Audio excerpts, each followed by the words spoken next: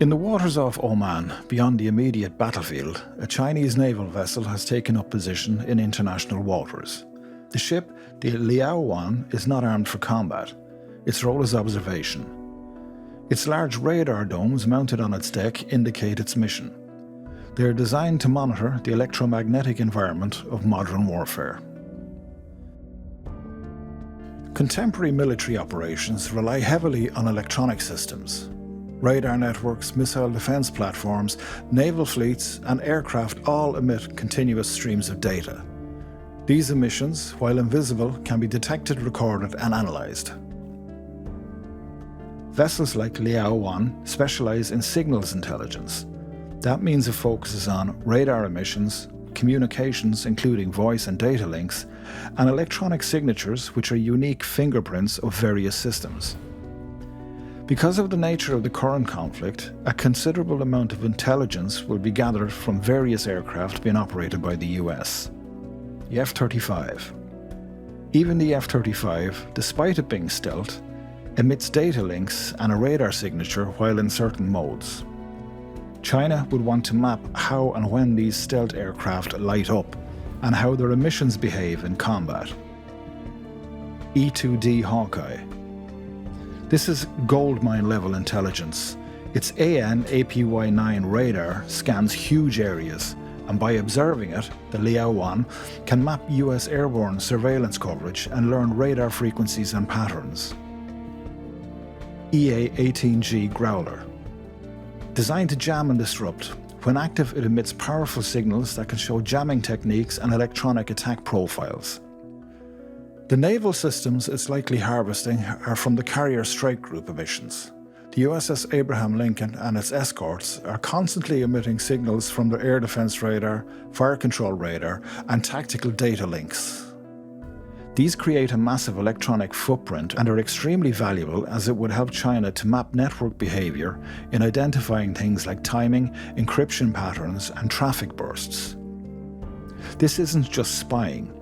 It's building a long-term electronic library. The ship is likely trying to answer, how does US radar behave in real conflict conditions? When do stealth aircraft emit signals? Or how do US and Iranian systems interact?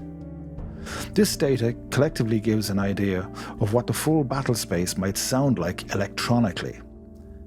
It could then be used for future electronic warfare systems, missile targeting, and counter-stealth development. All of the information being harvested at the moment is especially valuable as it is being gathered from systems that are fully active in a real-world combat situation. Real procedures are being used, which means the data is authentic and not training mode. In effect, it provides a detailed operational picture without direct engagement. This capability has drawn attention due to developments in the ongoing conflict. Recent strikes attributed to Iran have demonstrated increasing precision. Among reported incidents, a strike on a THAAD radar installation in Jordan, disruptions to multiple AN/TPY-2 radar systems, targeted attacks near sensitive US facilities in Iraq. While the full extent of external support remains unclear, the accuracy of these operations has prompted discussion among military analysts. At the same time, additional sources of intelligence have emerged. Commercial satellite imagery, produced by Chinese firms such as Bizarre Vision, have circulated online showing detailed views of military installations. There are also reports that intelligence data has been shared through Russian channels.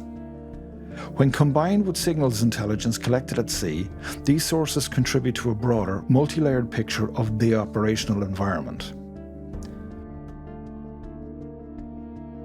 Despite its proximity to the conflict, Liaowan-1 operates within international law. It remains in international waters beyond the jurisdiction of any single state. For the United States, this creates a strategic constraint. Although the vessel's activities are understood, direct action against it would risk escalation with China. As a result, the ship is able to continue its mission without direct interference. The presence of such a vessel reflects a broader shift in the nature of warfare. Information has become as significant as conventional firepower. Understanding where systems are deployed, how they operate, and when they activate allows military planners to anticipate and exploit vulnerabilities. Signals intelligence platforms are designed to support precisely this type of analysis. Beyond maritime surveillance, China's relationship with Iran has expanded in recent years. Analysts often describe this cooperation in functional terms. China provides surveillance and data, while Iran maintains regional strike capabilities. China's satellite network, including access to the Beidou navigation satellite system, offers positioning and tracking capabilities independent of US control systems. This has particular relevance following earlier instances in which GPS signals were reportedly disrupted during regional conflicts. According to US intelligence assessments, China has considered additional forms of support. These include advanced radar systems, air defense technologies, and satellite-based targeting assistance. Officials emphasize that any such support would likely remain indirect, avoiding overt military involvement. However, even limited cooperation could influence the balance of capabilities in the region. For Beijing, Iran holds strategic importance. It's a major energy supplier and a key partner in broader economic initiatives. Stability in Iran is therefore closely tied to China's long-term geopolitical interests. At the same time, China has sought to avoid direct confrontation with the United States, maintaining a position that emphasizes diplomacy and de-escalation. The result is a form of involvement that remains largely indirect. There are no Chinese combat forces engaged in the conflict. Instead, support, where it exists, appears to focus on information, technology, and strategic positioning. In this context, the presence of the Liao-1 is significant not because of what it does visibly, but because of what it can observe.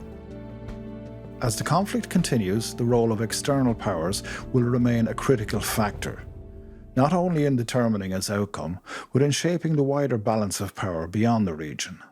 If you found this breakdown helpful, hit like and subscribe, and I will see you in the next one.